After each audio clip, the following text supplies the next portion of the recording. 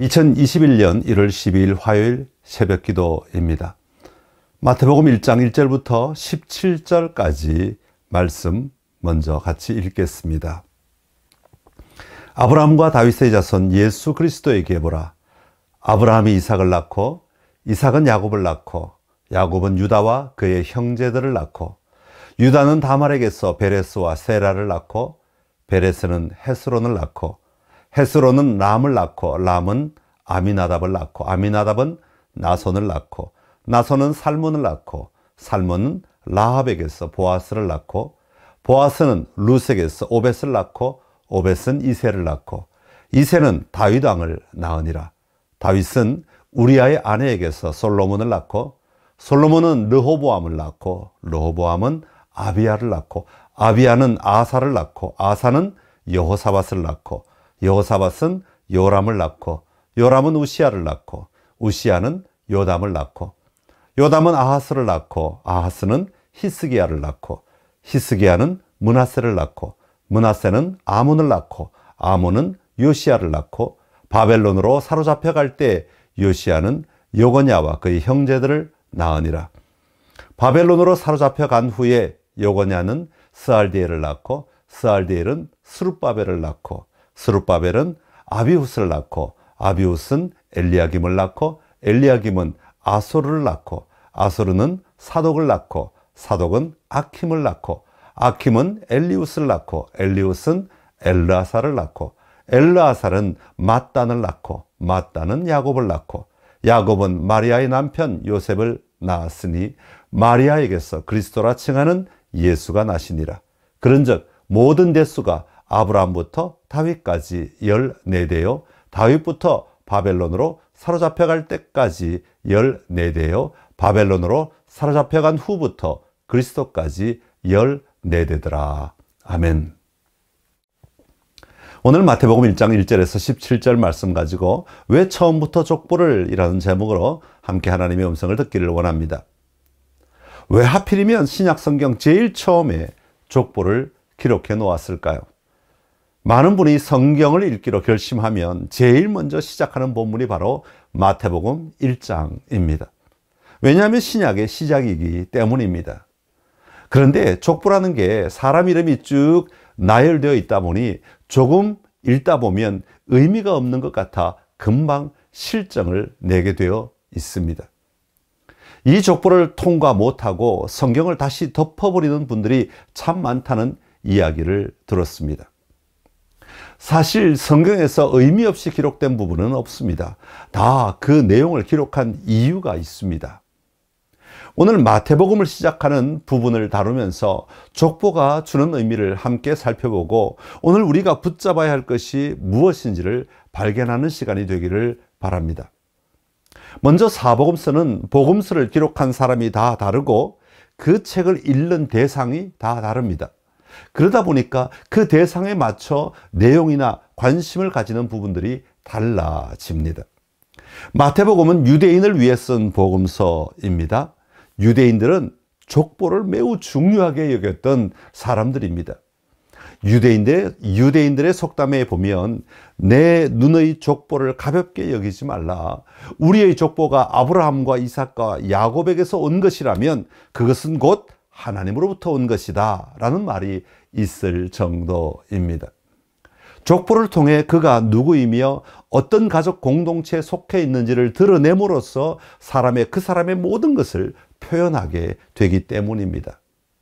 그런 의미에서 마태복음 처음에 나오는 족보는 우리에게 예수님의 정체성을 분명하게 보여주고 있는 대목입니다.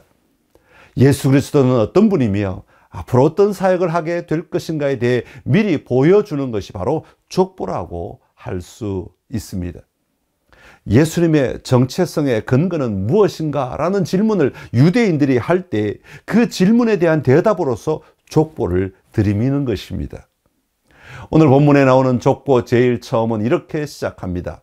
아브라함과 다윗의 자손 예수 그리스도의 계보라. 여러분, 이 한 절은 마태복음의 핵심이기도 하면서 동시에 성경 전체를 압축한 말이기도 합니다.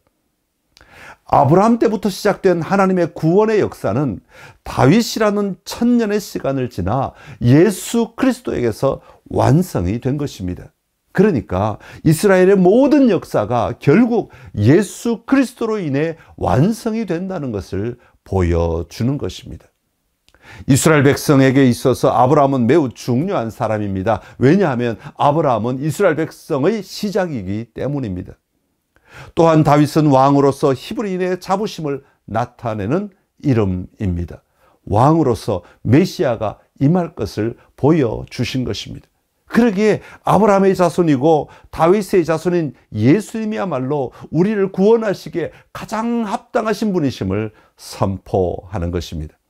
사랑하는 성도 여러분, 예수님은 갑자기 툭 튀어나오신 분이 아닙니다. 인류의 역사 가운데 갑자기 예수라고 하는 위대한 사람이 태어났다, 그런 이야기가 아닙니다. 하나님의 계획 아래, 하나님의 일하심 아래 철저하게 준비되고 예비된 상태에서 이 땅에 오신 것입니다. 2000년의 시간을 기다리시며 마침내 예수 그리스도를 보내주시기까지 그 사랑을 펼쳐 보여주신 하나님의 놀라운 인내와 사랑을 우리는 이 족보를 통해 다시 발견할 수 있습니다. 하나님의 계획의 출발점이라고 말할 수 있는 아브라함에서부터 시작하여 1000년이 지난 후 다윗을 거쳐 다시 1000년이 지난 후 예수님까지 하나님은 일관되게 일하시는 분이십니다. 그 일하심의 극치는 결국 예수 그리스도를 통해 이 땅에 드러나게 된 것입니다. 오늘 예수 그리스도가 어쩌다 이 땅에 태어나신 한 위대한 사람이 아니라 하나님의 일하시는 역사 속에서 예비되고 움직여지신 분이심을 기억하고 예수 그리스도를 통해 나의 삶 속에 하나님의 손길이 이어지는 놀라운 삶을 살아가시기를 간절히 기원합니다. 또 하나 족보를 통해 우리에게 말씀하고 있는 것은 구원의 역사라는 것입니다. 인류의 역사는 하나님의 구원의 역사입니다. 마태복음의 족보는 우리가 잘 알듯이 세 부분으로 나뉘어져 있습니다. 아브라함부터 다윗까지, 다윗부터 바벨론 포로로 잡혀갈 때까지, 그리고 바벨론으로 사로잡혀간 후부터 다시 돌아와 예수님까지를 기록하고 있습니다. 큰 그림으로 보면 하나님께서 아브라함을 통해 하나님의 백성들을 선택하고 부르십니다. 그리고 그들을 인도하십니다. 그 극치가 다윗이라고 말할 수 있습니다. 하나님을 바라보며 하나님의 인도하심을 누리는 나라가 되는 것입니다. 그러나 그 백성은 하나님을 떠나기 시작하고 그 죄로 말미암아 결국 바벨론의 포로로 잡혀가게 됩니다.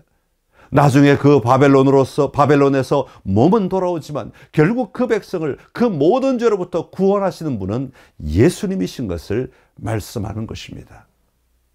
이사야 11장 1절에 이렇게 말합니다. 이새의 줄기에서 한 싹이 나며 그 뿌리에서 한 가지가 나서 결실할 것이요. 이 예수님으로 말미암아 일어나게 될 일을 에덴 동산이 회복되는 그림을 통해 이렇게 말씀하고 있습니다. 이사야 11장 6절부터 9절까지 말씀입니다.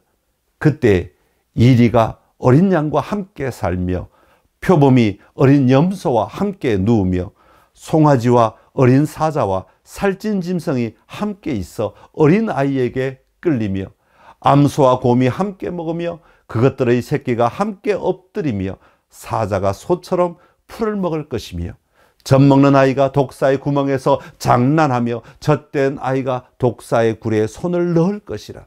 내 거룩한 산 모든 곳에서 해됨도 없고 상함도 없을 것이니 이는 물이 바다를 덮음같이 여호와를 아는 지식이 세상에 충만할 것임이니라. 아멘. 사랑하는 성도 여러분, 태초부터 하나님이 가지신 그림은 매우 분명합니다. 에덴 동산을 통해 우리에게 보여주셨던 아름다운 그림입니다. 이것은 단순히 상상 속의 파라다이스가 아니라 진짜 우리가 누려야 될 참된 평화의 동산입니다. 죄악 가운데 거하는 이 세상에서 우리를 참된 평화의 동산으로 인도하실 분은 바로 예수 그리스도이심을 족보를 통해 분명하게 보여주고 있습니다. 사랑하는 성도 여러분, 아브라함으로부터 시작된 구체적인 하나님의 일하심이 다윗을 통하여 그리고 마침내 예수님을 통하여 이루어지심을 보면서 오늘 우리는 그 예수님을 통하여 하나님의 나라를 회복하는 삶을 살아야 합니다. 오늘 내 안에 예수님을 모심으로 말미암아 예수님이 이루어 놓으신 그 놀라운 삶의 자리 속으로 우리는 한 걸음 한 걸음 더 깊이 들어가는 삶을 살아야 합니다.